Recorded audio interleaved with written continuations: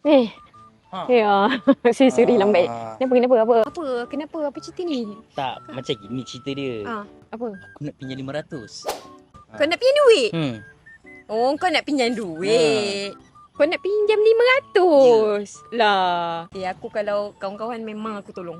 Kau jangan risau. Aku memang takkan biarkan kawan-kawan macam hidup susah. Macam gini sahabat dunia akhirat. Kau nak pinjam 500? 500. Sekejap. Aku tulis kat note dulu. Man nak pinjam 500. 500. Sekejap. Lokman pinjam 500. Okey. Okey. Okey lah.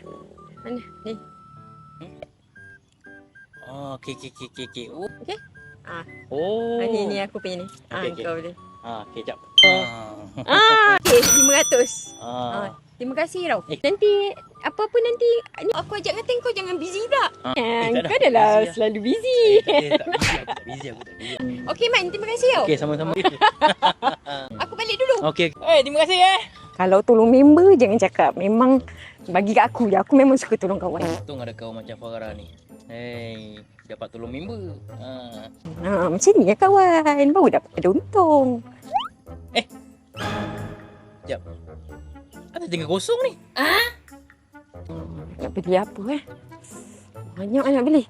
Patutnya masuk lagi 500. 1000. Ni tinggal kosong ni. Jam.